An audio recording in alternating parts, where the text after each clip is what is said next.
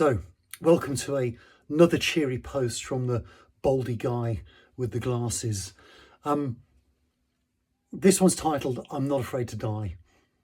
Are you afraid to live?" And that first statement, "I'm not afraid to die," can come across as quite confrontational and glib. And the reality is that I actually had to think about it for a very long time. So after 20 months of successful treatment, being told that because of one particular tumour growing back in a place that was inoperable, all surgery has been taken off the table, that was a shock. Getting the message that treatment going forwards was no longer about curing cancer and it was about extending life as long as possible was even more shocking. Now, after a long period of reflection, my emotional logic goes a little bit like this. It says, I'm clear that I don't want to have a cancer journey filled with fear. Now, if I'm scared of dying, then whatever time I have left on this planet is going to be filled with fear, and that's not an experience that I wish to have. And to be really frank, we're all going to die. Okay? To put it another way, we're all on the same journey. It's just my road is likely to be a little bit shorter.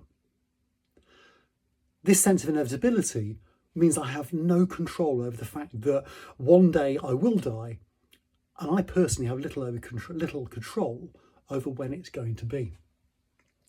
So for my good, selfishly, I choose to make peace. Okay, I choose to make peace with this, otherwise I will live the next few years, maybe decades, in some form of torment.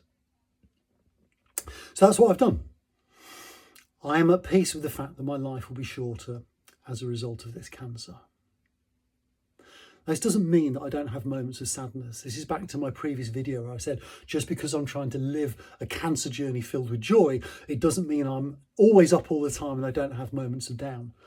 I have plenty of moments of sadness. I'm sad that I may not see my daughters get married should they choose to do so.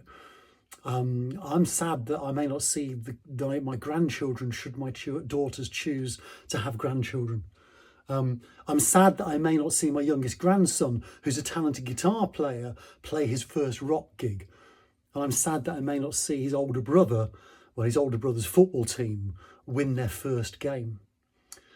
I could go on and on about that, and I could drag myself down. I choose not to. What I know from my experience is that all things pass. Fear passes, sadness passes, happiness passes. They're all moments that last different periods, but they come and they go. So I allow them their time and they move on. Now, I asked in the title of this post, are you afraid to live? Because I think for parts of my life, I've been afraid to live. I spent so much time focusing on the future, preparing for it, planning for it, investing in it, waiting for it, looking forward to it. And I've not always put enough energy into enjoying the present. I do more of this now. I urge you to hope for the best, ensure for the worst, save for the future, and enjoy the present. I hope you do that. How you do it is up to you, but I urge you to do it. The more things you put on the one day aisle, that place where we put our dreams, one day I'll do this, one day I'll do that, then the more chance they have of becoming the I wish I had's. Those regrets that can burn the soil with their power. So as I enjoy the now, you won't necessarily see me booking a world cruise. You're unlikely to see me taking up some extreme adrenaline-fueled sport that makes me feel alive. I feel alive already. My bucket list looks a little bit like this. Time with my family and with my lovely wife. Time with my friends and places I'd like to explore. Now, I wrap around those things with activities like holidaying, walking, motorbikes, golf. Activities carried out with the people I love and who are important to me, and I'll max out on those things. So what's on your bucket list and what could you start doing today? Finally, there are some benefits. There are some benefits to being told that you have less time than you'd planned for. and it's focused me on my priorities as I've outlined above already. What are those benefits? Well, first, it helps me achieve what I want to achieve in the time I have. It helps me let go of the things that I may not achieve, that I may have wanted to achieve. It allows me to plan for a good death. Morbid, I know, but it's necessary. It tells me to say those things to those I care about, that I want to say, but which I always think I'll have time to say another time. Not anymore. So why don't I start doing that publicly? To my long-suffering wife, Tracy, I love you. You're amazing. I couldn't think of anyone I would rather have on this journey with me. You are fantastic. To my children, Lucy, Jamie, Frankie, Tony, I'm proud to have you in my life.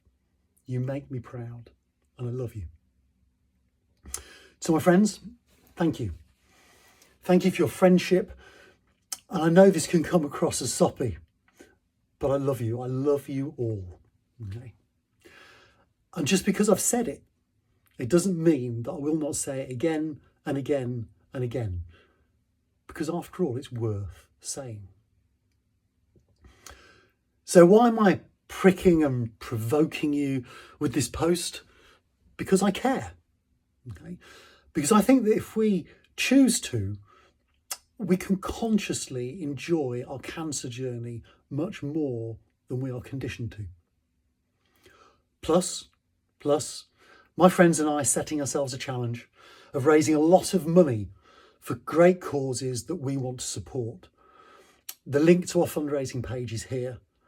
If you can afford to and you want to, please support us. And remember, I have cancer and I'm not a victim. Thank you for watching this.